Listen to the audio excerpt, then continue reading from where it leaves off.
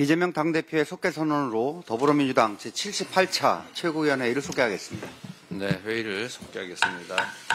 먼저 이재명 당대표의 모두 발언이 있겠습니다.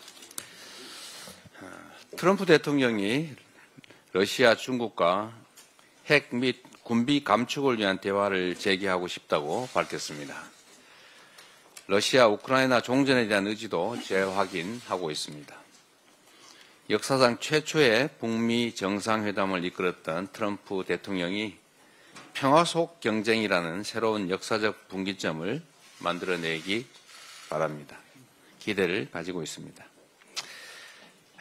트럼프 2기 행정부는 모두가 보시는 것처럼 국익을 위해서라면 동맹국가의 관세 전쟁도 불사합니다. 동맹국가의 관세 전쟁을 불사할 뿐만 아니라 적대 관계에 있는 나라들과의 대화, 협상도 전혀 망설이지 않습니다. 우리 역시 이 점을 배워야 될 것 같습니다. 견고한 한미동맹과 한미일 안보협력이란 대원칙을 유지하면서도 국익과 평화를 지키기 위한 실용외교가 절실한 때라는 생각이 듭니다. 다행히 지난주에 한미일 외교장관회의가 처음으로 열렸습니다. 관세를 포함해서 경제안보와 인공지능, 양자, 반도체 등 다양한 분야에서 활발하게 소통해 가기로 한 만큼 여야와 정부, 기업이 모두 함께 힘을 합쳐서 대응할 때가 아닌가 생각됩니다. 북극 항로 관련해서 한 말씀 드리겠습니다. 북극 항로에 대한 관심이 높아지고 있습니다. 다행입니다. 북극 항로 개척에 대해서 정부가 화답했습니다. 지난주 경제 분야 대정부 질문에서 북극 항로와 북방 외교의 중요성을 강조한 우리 당 어기구 의원의 질의에 최상목 권한대행이 전적으로 동의한다고 대답했습니다. 그리고 13일에는 부산시가 부산 북극 항로 개척 전담 조직 첫 회의를 열어서 정책 과제를 논의했다고 합니다. 매우 환영할 만한 일입니다. 우리 모두의 미래가 걸린 일에는 여야 진영을 가리지 않고 함께 힘을 합치는 것이 좋겠습니다. 대한민국 균형 발전에 여야가 따로 있을 수 없습니다. 정부, 부산시와 더불어 우리 더불어민주당도 적극적인 역할을 수행하겠습니다. 정책위를 중심으로 장단기 입법 정책안을 준비해 나가겠습니다. 이상입니다. 다음으로 박찬대 원내대표의 발언이 있겠습니다. 오늘 창원지검이 명태균 게이트 중간 수사 결과를 발표한다고 합니다. 명태균 게이트는 12상 비상계엄의 방아쇠였습니다. 윤석열의 비상계엄 선포는 지난 대선 기간 윤석열, 김건희 부부의 여론조작 부정선고와 정치자금법 위반, 공천 개입 등 불법 행위가 드러나는 것을 막기 위한 극단적 조치였습니다. 창원지검은 작년 11월 4일 명태균과 윤석열, 김건희 부부 간 대화 내용을 담은 수사 보고서를 작성해 보고했고 12월 2일 구속 중인 명태균이 황금폰을 공개하겠다는 의사를 밝히자 다음 날 윤석열은 비상계엄을 선포했습니다. 도대체 황금폰에 어떤 내용이 담겼기에 비상계엄까지 선포했는지를 밝히는 것은 내란의 전모를 밝히기 위한 기본적이면서도 매우 중요한 수사입니다. 그런데 검찰은 수사보고서 작성 이후 사실상 수사를 해태 혹은 회피해 왔습니다. 수사검사가 황금폰 증거 인멸을 권유했다는 명태균 측의 주장까지 있었고 수사팀이 사실상 와해되기에 이르렀습니다. 그러다 수사보고서의 존재가 언론 보도로 드러나자 마지못해 중간수사 결과를 발표하게 된 것 아닙니까? 민주당이 명태균 특검을 요구하는 이유는 명태균 게이트의 중대성에 비해 검찰의 수사 의지가 매우 빈약하다고 보고 있기 때문입니다. 검찰의 중간 수사 결과 발표는 명태균 게이트의 핵심 수사 대상인 김건희 소환 조사 없이 진행되는 것입니다. 녹취에서 언급된 소위 20억 클럽, 추경호 국민의힘 전 원내대표와 홍준표 대구시장 등에 대한 수사를 하긴 했는지도 의문입니다. 만일 알맹이가 빠지고 쭉정이만 담겨 있다면 검찰이 그동안 의도적으로 권력 핵심부에 대한 수사를 축소 회피해 왔다는 확실한 증거가 될 것이고 명태균 특검의 당위성에 더욱 힘을 실게 될 것입니다. 12.3 내란을 일으킨 내란숙의 윤석열이 기소는 됐지만 아직 내란의 동기에 대해 명확하게 수사가 이루어지지 않았습니다. 야당에 대한 경고성이니 계몽령이니 뭐니 하는 윤석열의 궤변은 진짜 계엄 이유를 감추기 위한 헛소리에 불과합니다.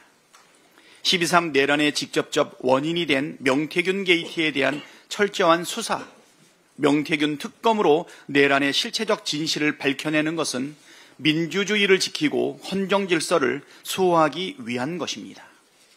만일 누군가가 이것을 정쟁이라며 물타기 하려 한다면 그자가 바로 범인입니다. 지난 주말 국민의힘 의원들이 윤석열 복귀 촉구 집회에 참석했습니다. 노상원 수첩의 내용을 보고도 윤석열을 옹호할 수 있다니 말문이 막힙니다. 국민의힘은 애써 노상원 수첩의 의미를 축소하려고 하지만 노상원이 김봉규 정보사 대령에게 사격, 폭발을 잘하는 인원을 추천하라고 지시한 사실도 확인됐습니다. 계엄이 성공했다면 수첩에 적힌 정치인, 방송인, 노동자, 종교인, 체육인 등 수백 명을 체포 구금하고 이들을 폭파, 독살하는 일이 실제로 벌어졌을 거란 뜻입니다. 자신과 부인의 불법과 부정행위를 감추려고 국민 수백 명을 무참히 살해하려던 자를 옹호하는 것은 인간으로서 할 수 없는 일입니다. 전문용어로 인면 수심이라고 합니다. 윤석열 복귀라니 살육과 테러가 난무하는 나라를 원하는 것입니까? 권성동, 윤상현, 나경원, 김기현, 김민전 의원을 비롯한 국민의힘 의원들은 이성과 양심을 회복하고 인간의 길을 걷기를 바랍니다.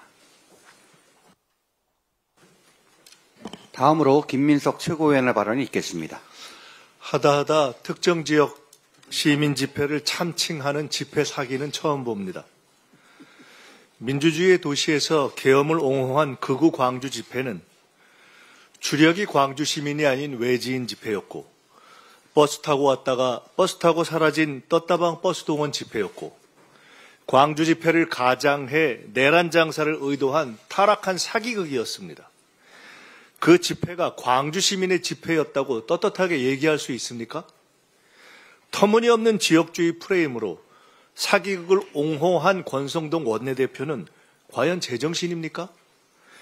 외지인 버스 동원 사기극을 광주 집회로 분칠하는데 여당 지도부가 직접 나섰습니까? 내란 옹호를 위해 법원 폭동 비호에 이어 집회 사기 비호까지 나서는 국힘과 권성동 원내대표, 정말 정신 좀 차리십시오. 다음으로 전현희 최고위원의 발언이 있겠습니다.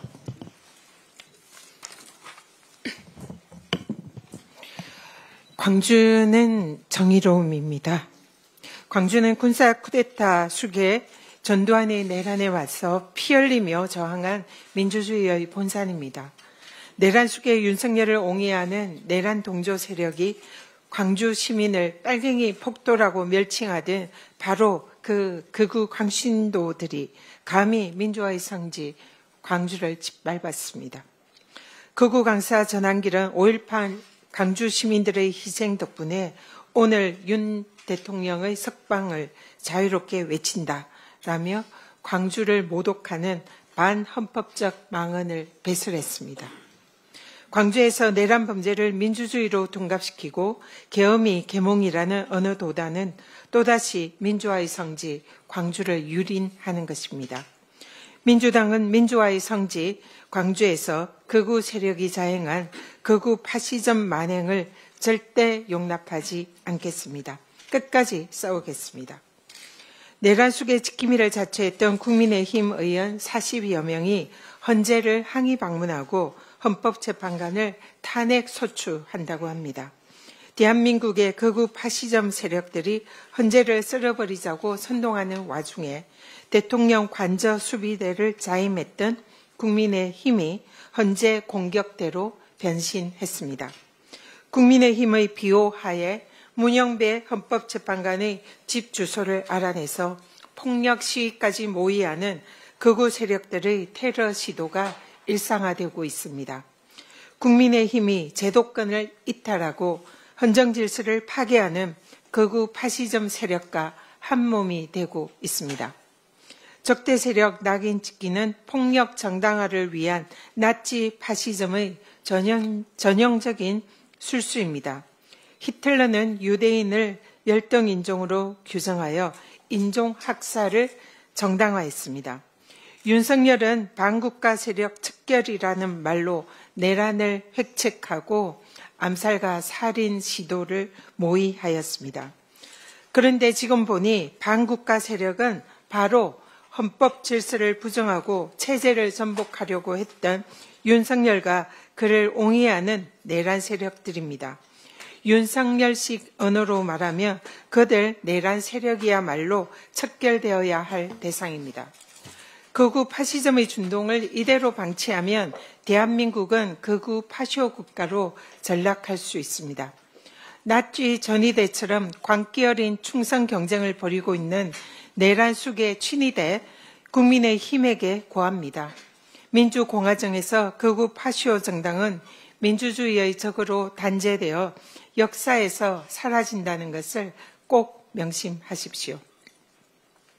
황금폰을 압수해도 잠잠하던 검찰이 갑자기 속도전에 나섰습니다.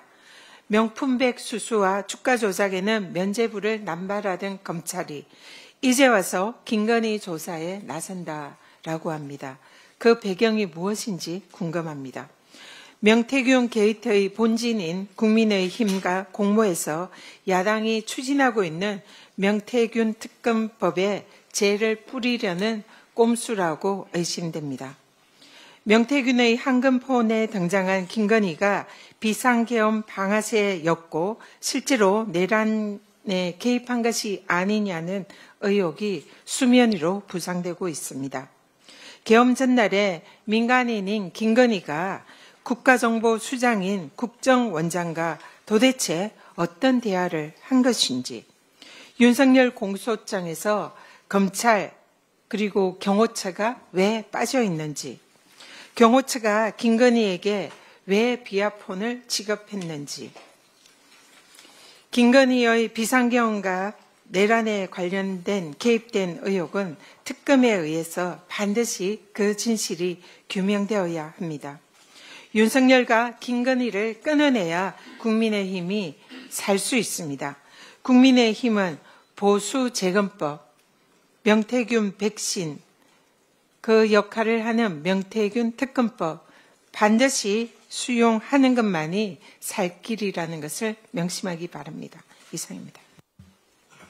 다음은 한준호 최고위원의 발언이 있겠습니다. 네, 다수의 언론 보도에 따르면 오늘 국민의힘 의원 40여 명이 헌법재판소에 항의 방문을 한다고 합니다. 정말 꼴불견입니다. 윤석열 탄핵심판 9차 변론기일을 하루 앞두고 이런 집단적인 행동을 하는 것은 속내가 뻔합니다. 윤석열 탄핵심판을 졸속으로 밀어붙이지 말라. 한덕수 국무총리 탄핵심판은 조속히 처리하라. 마은혁 헌법재판관 후보자 임명 일정은 중단하라. 이런 가이드라인을 뻔뻔하게 들이대고 있습니다. 이것이야말로 헌법재판소와 탄핵심판을 정략적으로 이용하는 행태입니다. 국민의힘의 헌법재판소 흔들기는 이제 새삼스럽지도 않습니다.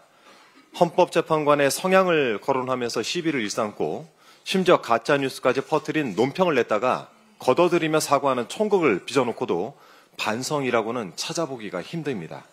아니면 말라는 거죠. 이제는 헌법재판소의 이름마저 바꿀 심산입니다. 지난 14일 울산에서 열린 탄핵 반대 집회에 참석한 김기현 의원은 헌법재판소가 아니라 헌법개판소라고 말했고 윤상현 의원도 우리법재판소 인민재판소가 돼버렸다라고 비난을 했습니다. 개판, 인민, 이런 단어들이 주저함 없이 쓰이는 것을 보면 국민의힘 평소 수준이 드러납니다. 부처님의 눈에는 부처가 보이고 돼지의 눈에는 돼지가 보이는 법입니다. 이제 두 번의 변론길이 남았습니다. 국민의힘이 아무리 헌법재판소를 흔들어도 탄핵 심판의 시계바늘은 의연하게 돌아갈 것입니다. 위법적 비상겸, 친위, 구테타, 내란의 실체가 선명하게 드러나고 있는데 이것은 과거의 윤석열 관점에서 보기에도 명백하게 잘못된 행위였습니다. 대통령 후보 경선 당시였던 2021년 10월 19일 부산을 방문한 윤석열이 전두환을 언급하면서 군사 구테타와 5.18만 빼면 그야말로 정치 잘했다는 분들이 많다라는 망언을 한 적이 있죠. 옳은 대목이라고는 하나도 없는 이 문장에서 그나마 구테타와 5.18은 전두환 잘못이란 인식 하나는 그래도 참아줄만 했었습니다. 그런데 그때만 해도 잘못이라고 판단했던 전두환의 망동을 지난 12월 3일 계엄의 밤 윤석열이 완벽하게 재현을 해냈습니다. 과거와 현재 윤석열이 싸우는 일은 숱하게 봐왔지만 잘잘못을 구분하지 못할 정도의 분열증이 심각해진 것은 매우 우려스러운 일입니다.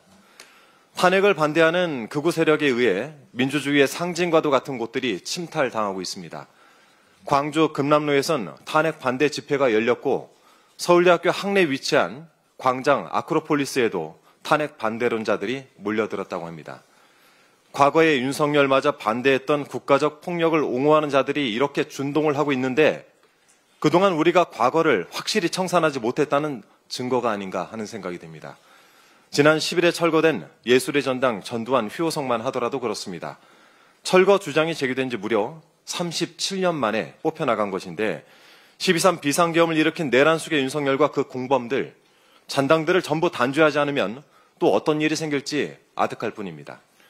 전두환 독재의 역사가 오늘날 우리에게 일러주는 교훈을 절대 놓쳐서는 안 되겠습니다. 윤석열 탄핵 심판은 완전한 청산의 시작이어야 합니다. 국민의힘의 조언드립니다. 탄핵 심판의 회방을 놓을수록 여러분도 청산 대상에 가까워지게 될 것입니다. 헌법재판소가 공정하고 정의로운 판단을 할 수 있도록 자중하십시오. 이상입니다. 다음으로 김병주 최고위원의 발언이 있겠습니다. 판도라의 상자, 노상원 수첩을 놓고 개인적인 망상이나 공상 정도로 그 의미를 축소하려는 세력들이 있습니다. 그러나 수첩 내용이 실제 이행된 사례가 속속 나오고 있습니다. 언론 보도에 따르면 노상원 수첩에는 수거 대상을 민간 대형 선박이나 폐군함에 실어 연평도로 이송하고 실미도 하차 후 이동간에 폭파하도록 한다는 계획이 등장합니다. 민통성 이북에서 수거 대상을 사살하는 방안을 거론할 때도 막산에 잠자리에 폭발물 사용이라는 문구도 나옵니다. 막사시설 보수팀에서 진입 후 폭발물 설치, 확인 사살이 필요하다. 이렇게 적혀 있다고 합니다. 노상원은 이런 수첩 속 내용을 실제 준비했던 것으로 보입니다. 정보사 김모 대령은 검찰 조사에서 지난해 10월 초중순 노상원이 사격과 폭파자라는 인원 7 내지 8명을 추천해달라는 얘기를 했다고 진술했습니다. 이처럼 실행 준비 정황까지 나왔는데도 관련 수사는 이루어지지 않고 있습니다. 메모 작성 과정에서 내란 속의 윤석열이나 이인자 김용영과 긴밀히 논의한 것은 아닌지 많은 국민이 의심하고 있습니다. 수사당국에 촉구합니다. 다시는 이런 끔찍한 일이 생각조차 할 수 없도록 깊이 있고 철저하게 수사해 주실 것을 거듭 요청합니다. 지난 주말 광주 5.18 민주광장과 금남로 일대에서 불법 계엄을 옹호하는 시위가 열렸습니다. 깊은 분노와 슬픔을 느꼈습니다. 5.18 민주화 광장과 금남로 일대가 어떤 곳입니까? 1980년 계엄군의 총칼에 수천 명이 목숨을 잃고 부상을 당한 바로 그 현장입니다. 이런 곳에서 불법 계엄을 옹호해야만 했습니까? 역사교사 출신 황현필 역사바로잡기 연구소장은 홀로코스트가 행해진 곳에서 나치 추종자들이 집회를 해서는 안 되는 것처럼 광주 금남로에서 계엄 옹호 세력이 집회를 한다는 건 인륜을 저버리는 행위라고 목소리를 높였습니다. 그렇습니다. 금남로에서 불법 계엄을 옹호하는 건 45년 전 희생자들을 모욕하는 행위입니다. 민주당은 광주의 희생자들을 결코 잊지 않을 것입니다. 광주의 정신을 이어받아 민주주의와 인권을 지키기 위해 최선을 다할 것입니다. 이런 가운데 정광훈 씨는 지난 주말 광화문에서 반헌법적인 주장을 펼쳤습니다. 중앙 송관위는 필요 없다. 각 지역별로 목사님과 스님들이 감독하면 된다. 이게 무슨 궤변입니까? 이 정도면 구구적인 발언도 아닙니다. 법과 절차를 무시하는 극단적인 선동입니다. 이 정도면 표현의 자유를 넘는 범죄 아닙니까? 비현실적이고 위험한 발상, 사회적 분열과 폭력을 조장하는 발언, 당장 멈추기 바랍니다. 정광훈 씨에게 전합니다. 보수는 말 그대로 헌법적 가치 속에서 대한민국 체제를 공고히 지켜나가는 것입니다. 더 이상 대한민국의 민주주의와 법치 체계를 흔들지 마십시오. 이상입니다. 다음으로 이현주 최고위원의 발언이 있겠습니다. 네, 외지인들이 버스를 동원해서 5.18 민주화 운동의 본고장인 광주에서 비상계엄 옹호 집회를 한 것은 광주의 비극을 조롱하고 민주화 정신을 모독한 행위입니다. 아무리 표현과 집회 결사의 자유가 헌법상 보장된다고 하지만 이는 도를 넘은 공격적이고 매우 폭력적인 사건입니다. 이것은 저는 국힘이 이걸 옹호하고 있는 국힘에 대해서는 역사와 헌법 정신을 훼손하는 것인데 그 이전에 이미 이것은 인간성의 문제가 아닌가 하는 생각을 해봅니다. 20대 남성이 2030 남성이 탄핵 반대 여론을 주도하고 있다. 이런 보수 언론의 보도가 많아지고 있습니다. 심지어 윤석열은 2030 세대가 자신을 지지하고 있다는 발언을 수차례 한 바가 있는데요.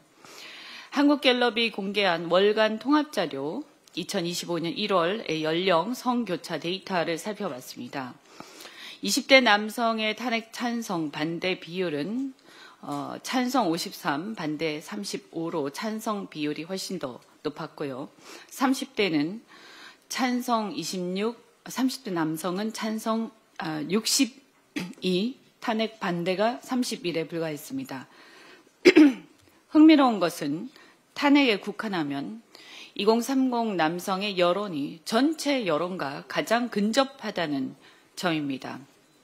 또한 최근 모 언론사가 한국리서치와 2025년 유권자 인식 여론조사를 한 것에 의하면 2030 남성의 65%, 67%가 서부지법 폭력 사태를 법치주의에 대한 부정으로 보고 용납 불가하다라고 답을 했다고 합니다. 20대 남성은 2017년에는 새누리당 심판, 2018년 지방선거와 20년 총선에서는 민주당의 압승을 지원을 했습니다. 그러다가 2022년 대선에서 윤석열을 다수 지지한 경향이 있었습니다만 2024년 총선에서는 윤석열 심판을 또 선택을 했습니다. 결론적으로 보면 2030 남성의 경향은 탄핵 반대 여론을 주도하는 극우가 아니라 매우 냉정한 꼼꼼히 따지는 스윙보터에 가깝다 이렇게 보입니다. 더 이상 국민의힘이나 윤석열 측에서는 이런 2030 남성에 대해서 이들을 폄하하고 이들이 마치 비상계엄을 옹호한다든가 아니면 탄핵에 반대한다든가 이런 식의 물지각한 생각을 갖고 있다. 이런 식으로 이들을 폄하하는 이런 발언을 삼가하시기 바랍니다. 그것은 2030 남성들에 대한 심각한 폄훼라고 생각합니다. 물가 상승과 함께 상속 대상 주택 등 자산 가격의 상승, 공시지가 기준이 실거래가, 감정가로 바뀌면서 중산층의 상속세 부담이 급증하고 있습니다. 또한 주택 매도, 주식, 기타 부동산 등도 기하급수적으로 증가할 것으로 예상이 됩니다. 작년 경제단체와 언론 보도에 의하면 작년 기준 서울 지역 아파트 중에서 상속 대상 비중이 약 40%, 2030년이 되면, 지금부터 5년 후인 2030년이 되면 서울 지역 아파트 중에서 80%가 상속세 대상 비중이 된다고 합니다. 전국으로 보더라도 상속세 대상 아파트 비중이 2024년에는 5.9%에 불과했는데 2030년에는 16.8%로 증가하고 2035년에는 32.6%로 전국에서도 급증할 것으로 전망하고 있습니다. 이와 같이 집값이 계속 오르는데 세제하는 현실 변화를 따라가지 못해서 상속세 때문에 살던 집을 급매로 내놓아야 하는 상황이 빈번히 발생하고 앞으로 5년, 10년 사이에 엄청나게 급증할 것으로 예상이 되는 바입니다. 따라서 이러한 상황은 중산층의 민생을 위협하는 요인이 될 것이고 매우 이것은 적절하게 조치를 반드시 해야 합니다. 적절한 세금은 필요하지만 지나치면 경제 의지를 꺾고 경제 순환을 막아서 거래 절벽이 발생하고 자본의 축적을 막는 부작용이 발생합니다.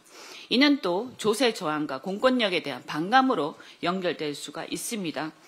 따라서 20년 가까이 5억 원으로 유지되고 있는 일괄 공제와 배우자 공제 한도를 확대해서 현실화할 필요가 있고 우리 당은 이미 예전부터 이것을 지속적으로 주장을 해왔습니다. 그런데 국민의힘에서는 자신들이 이 문제에 대해서 관심을 갖고 일찌감치 이렇게 구체적으로 제시하지 않고 있다가 우리가 이 문제를 계속 주장을 하면서 이것이 국민적인 관심을 받기 시작하니까 그것이 심술이 났는지 가짜 우클릭이다, 거짓말이다 운운하면서 계속 비방을 반복하고 있습니다. 이것은 말씀드린 대로 우리는 그전부터 계속 주장을 해왔고요. 또한 우클릭, 좌클릭 이런 좌우 문제가 아니라 실용주의와 성장에 방점을 두고 합리적 조정을 하려는 것입니다. 송원석 기재위원장이 이 문제에 대해서도 문제를 제기하고 또 국힘에서 계속 여야 합의를 일방 파기했다라고 우리 민주당은 비방합니다만 실제로는 뒤통수 친 국힘의 합의 파기 행태로 인해서 부결된 것입니다. 당리당략에 민주당 탓을 하면서 무리한 주장을 또 하면서 이것을 파토내려고 하지 말고 민생에 집중해서 이 부분에 대해서 협조를 해주시기 바랍니다. 다음 송순호 최고위원의 발언이 있겠습니다. 만일 국회 기능을 마비시키려 했다면 국회 건물에 대한 단전단수 조치부터 취했을 것. 12월 12일 윤석열이 대국민 담화 때 한 말입니다. 이 말을 듣는 순간 직감적으로 국회 기능을 마비시키기 위해 단전단수 계획을 세웠다는 것을 확신했습니다. 왜냐하면 입벌구 윤석열의 말이기 때문입니다. 윤석열의 말은 거꾸로 들으면 됩니다. 따라서 12월 12일 윤석열의 대국민 담화에서 한 말은 국회 기능을 마비시키기 위해 국회 건물에 대한 단전단수 조치부터 취할 것이라고 해석하면 될 일입니다. 입벌구 윤석열, 새빨간 거짓말 정부, 정말 최악의 대통령입니다. 윤석열은 대국민 담화와 헌법재판소 탄핵 심판에서 국회 계엄군 투입을 두고 질서 유지를 위해 투입했다고 주장해왔습니다. 그러나 16일 더불어민주당 특위가 공개한 국회 본관 CCTV 영상을 보면 국회의 질서 유지를 위해 계엄군을 투입했다는 윤석열의 주장은 새빨간 거짓말이라는 것을 확인할 수 있습니다. 내란 혐의 진상규명 국정조사특별위원회 소속 민주당 의원들이 이날 공개한 CCTV의 영상을 시간대별로 보면 비상계엄이 선포되고 약 2시간이 흐른 12월 4일 0시 32분 김현태 707 특수임무단장 등 계엄군 16명이 본관 2층 창문을 깨고 국회 본관 내부로 진입합니다. 본회의장 쪽으로 이동하려 했으나 국회 직원 등에 가로막혀서 0시 54분쯤 이 가운데 7명이 4층으로 이동해 배회하다 새벽 1시 1분 엘리베이터를 타고 지하 1층으로 내려갑니다. 새벽 1시 6분 26초 지하 1층 전력 분배를 조절하는 스위치 등이 있는 분전함을 열고 1시 6분 59초에 일반 전력 차단기를 내린 데 이어 비상전력 차단기까지 내려 1시 7분 2초 지하 1층 전력을 끊는 데 성공합니다. 새벽 1시 1분 국회가 비상계엄 해제 요구 결의안을 통과시킨 뒤 5분이 흐른 시점이고 국회 본관 지하 1층의 단전은 5분 48초 동안 지속됐습니다. 그들은 신속하게 행동했고 국회는 긴박한 순간이었습니다. 윤석열은 국회에 대한 전력 차단 조치가 없었다는 점을 들어 국회 계엄군 투입이 국회 기능 마비를 위한 것이 아니라 질서 유지를 위한 것이라 주장하고 있습니다. 질서 유지를 불을 끄고 한다는 소리는 처음 들어봅니다. 질서 유지를 하려면 조명을 더 밝게 해야지 전기를 왜 내립니까? 정말 속아 웃을 일입니다. 계엄군이 5분만 빨리 조치를 취했다면 국회 계엄 해제 표결은 불가능했을 것이고 현재도 계엄하에서 군인이 통치하는 나라가 되었을 것입니다. 온 나라가 혼란 상태로 돌아갔을 것이고 수많은 사람들이 체포, 구금, 사살되었을 것입니다. 노상원의 데스노트에는 1차 수거 대상만 500명이나 된다고 합니다. 2차, 3차 수거 대상까지 이어지면 수천 명이 되고도 남을 것입니다. 상상만 해도 끔찍한 일입니다. 새빨간 거짓말 정권, 국민을 향해 총부리를 들이대고 국민을 집단 사살하려는 극악무도하고 정신 나간 자를 이대로 둘 수 없습니다. 더 이상 무슨 말이 필요하겠습니까? 내란 속의 윤석열을 영구 격리해야 합니다. 그에 앞서 헌법재판소의 파면 선고가 필요합니다. 윤석열 신속한 파면만이 답입니다. 이상입니다. 끝으로 홍성국 최고위원의 발언이 있겠습니다. 지난주에 작년 고용 동향이 발표됐습니다. 그것을 뜯어보게 되면은 한국 경제가 얼마나 어려운지, 윤석열 정부 2년 동안 얼마나 경제를 폭망시켰는지 일자리 숫자에서 발견이 됩니다. 전체 고용이 13만 명 늘어났다고 자랑했지만은 서민과 밀접한 관계가 있는 도소매업에서 9만 개의 일자리가 사라졌습니다. 특히 건설업 일자리가 16만 명이나 줄어들었는데요. 이런 것들은 정부가 시장의 자유를 외쳤지만 경제를 아예 방치했다라는 거고, 또 다르게 얘기하면 지금 추진 중인 추경이 얼마나 필요한지를 보여주고 있습니다. 그러나 이런 것은 해결할 수 있습니다. 더 구조적인 문제가 있습니다. 일단은 윤석열 정부 출범 이후에 2023년 5월부터 아주 우리나라 역사상 중요한 변화가 있었는데요. 40대 일자리보다 60대 일자리가 더 많아지고 이제 2년이 경과가 되고 있습니다. 이렇게 되다 보면 어떤 문제가 발생하냐면 일자리는 60대 이상에서 한 30만 개가 지금 생겼거든요. 그러다 보면은 고용률이 최고라고 자랑을 합니다. 실업률도 낮다라고 자랑을 하지만 이것은 산수에 대한 거고요. 고령자가 앞으로 계속 증가할 거기 때문에 고용률은 계속 올라가지만 체감할 수가 없겠죠. 60대 이상의 일자리는 암만 해도 이 품질이 좀 낮은 경향이 강하기 때문에요. 두 번째로 볼 수 있는 거는 청년 일자리가 작년에 21만 8천 개가 줄었습니다. 이 청년 일자리와 밀접한 관계가 있는 게 제조업 일자리인데요. 제조업 일자리가 5만 6천 명이 줄었습니다. 청년들은 좋은 제조업 일자리를 원하고 있습니다. 아무런 정책이 없으니 청년 일자리는 계속 줄고 있습니다.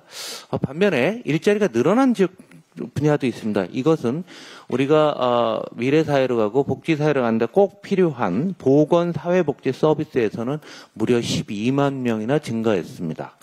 그리고 새로운 디지털 혁명과 관련된 전문 과학기술 서비스에서 9만 8천 명, 정보통신에서는 8만 명이 늘었습니다. 지금 우리가 무엇을 해야 되는지 일자리 더하기 빼기 해보면 금방 아는 거죠. 사회복지 쪽에 인력이 늘고 있고 앞으로 성장 중심으로 전환을 해야 된다는 거죠.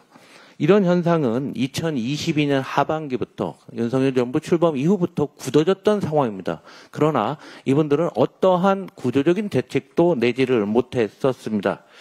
우리가 1962년부터 경제개발을 본격적으로 시작해서 60년이 지났는데요. 외부 충격 없이 경제 성장률이 1%대를 기록했던 건 2023년하고 올해 딱 2번입니다. 이런 역사적 폭망에도 불구하고 헌법재판소에서 고개를 뻣뻣이 들고 있는 당신은 도대체 어떤 분이십니까? 우리 국민들의 원망과 일자리 없는 젊은이들을 쳐다보고서 그런 자세가 과연 가능하다고 봅니까? 저희 더불어민주당은 유사 이래로 중도 실용 노선을 갖고 왔습니다. 뭐 우크릭이니 뭐니 이런 얘기를 하고 있는데요. 길게 내다보면은 우리가 FTA도 도입했고 그 다음에 우리 벤처 투자를 늘리면서 지금의 한국의 디지털 강국도 만들었습니다. 다시 한번 강조드리지만은 더불어민주당의 경제 정책은 경제와 민생의 최우선 방점을 두고 있고요. 문제 해결을 위해서는 어떤 정책, 보수건 진보 정책이건 우리 경제 회복을 위해서라면 어떤 정책도 써왔습니다. 그리고 이 과정에서는 대화와 타협을 늘 대화의 타협을 통해서 합리적인 방안을 모색해 왔습니다. 이런 중도 실용 노선으로 더불어민주당은 일자리를 만들기 위해서 더욱 노력하겠습니다. 경제는 민주당입니다. 이상 발언을 모두 마치고 당대표께서 회의를 퇴하하시겠습니다. 이상 마치려고 그랬는데 저도 한 말씀 더 드려야 되겠습니다. 지금 우클릭 했다고 국민의힘이 더불어민주당 경제정책 또는 경제중심 정책을 비난을 하는데 우리 홍성국 의원께서 최고위원께서 말씀하신 것처럼 더불어민주당은 원래 경제중심 정당입니다.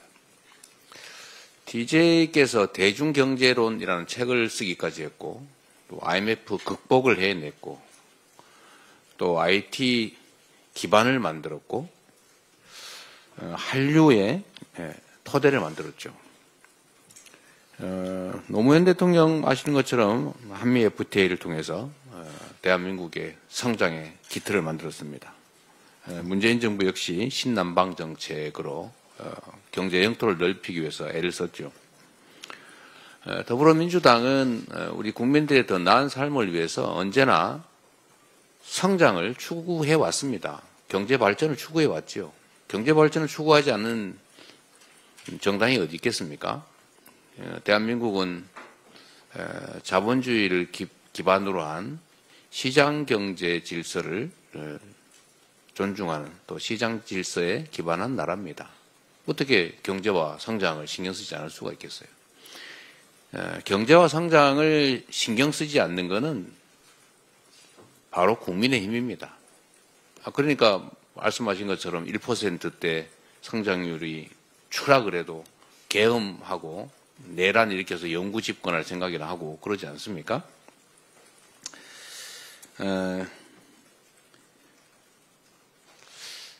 더불어민주당이 최근에 이 상속세 문제에 좀 시정을 하자 이렇게 얘기를 했습니다. 우리 이현주 최고위원이 적절하게 지적하신 것처럼 지금 28년 전에 만든 면세 기준, 배우자 또는 기초공제 각 5억씩 10억까지 이게 지금 28년이 지났습니다. 그 사이에 물가도 올랐는데 집값도 올랐는데 그 기준을 그대로 유지하니까 아무것도 늘어난 거 없이 세금이 늘어난 겁니다. 이 서민들의 세금이 늘어났잖아요. 우리가 이 감세를 해주자는 게 아니고 사실은 증세를 막자는 겁니다. 똑같은 문제가 월급쟁이들한테도 있어요.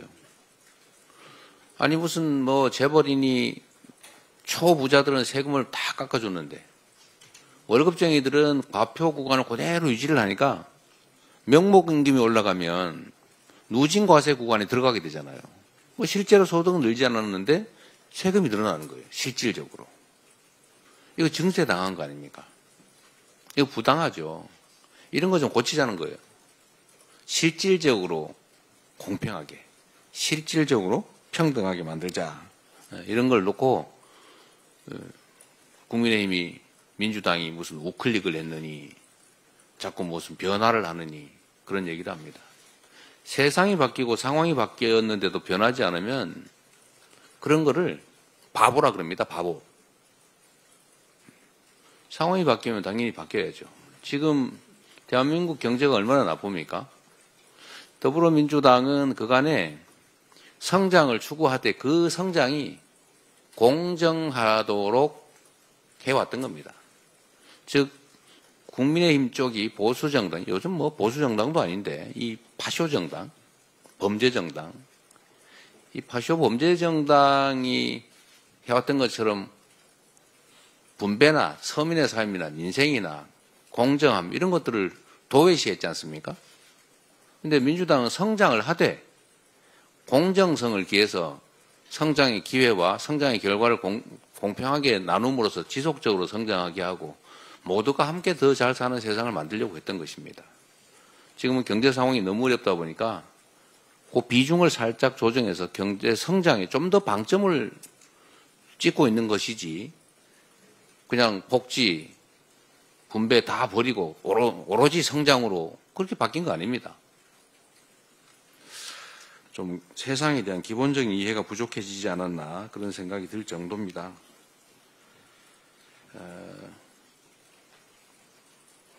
경제 문제에 관한 한 제가 확실하게 말씀드릴 수 있습니다.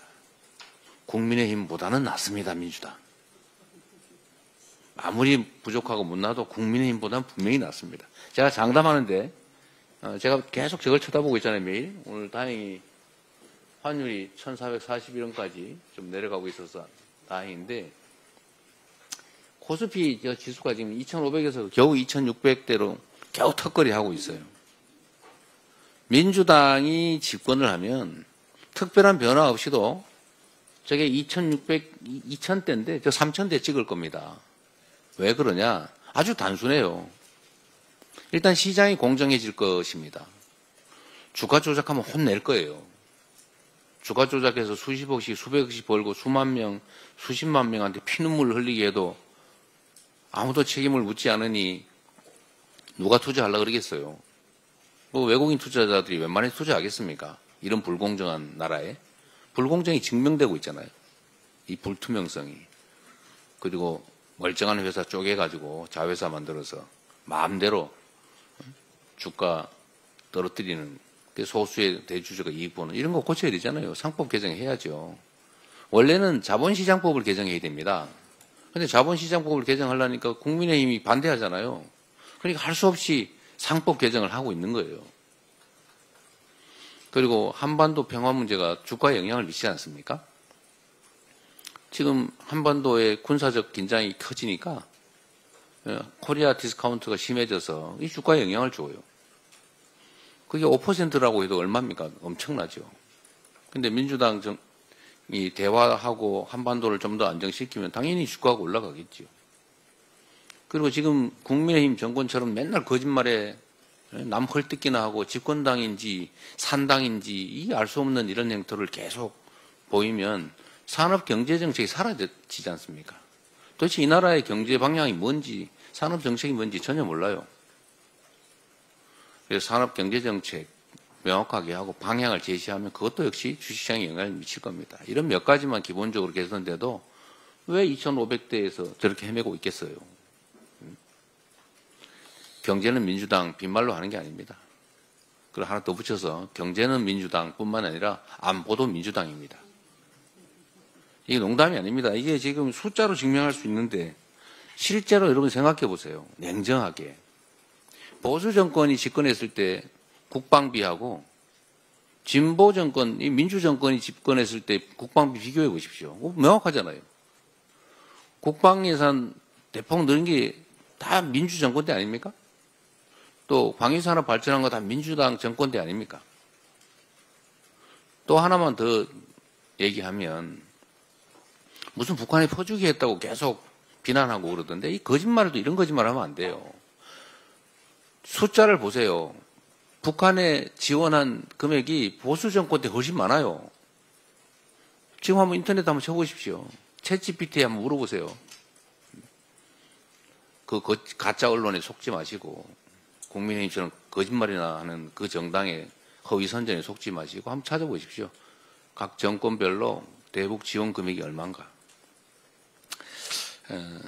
정치는 최소한의 사실에 기초해서 해야 되지 않겠습니까? 요즘 국민의힘 거짓말 너무 많이 해요.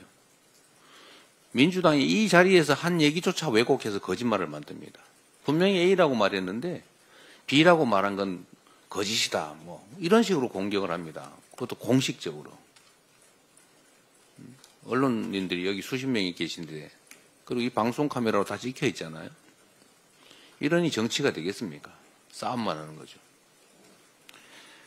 국민의힘 정신 차려야 됩니다. 아직도 여전히 집권 여당 아닙니까? 이 내란을 일으킨 그러나 구속된 그 윤석열이 1호 당원이라면서요.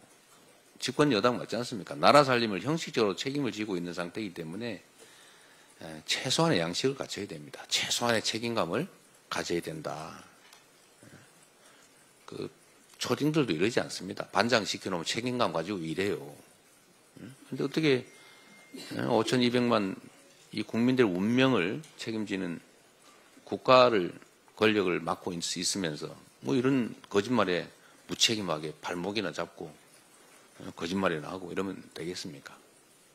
정말로 중요한 거는 헌정질서 파괴 행위에 동조하면 안 됩니다. 지금 헌정질서 파괴하고 있잖아요. 민주공화국의 기본 질서를 망가뜨리고 있지 않습니까? 거기에 동조하고 있잖아요. 그런 짓들을 하면서 어떻게 이 나라 주권자들을 대신한다고 할 수 있겠습니까? 하도 답답해서 좀 말이 길었습니다. 정신 차리기 바랍니다. 회의를 마치겠습니다.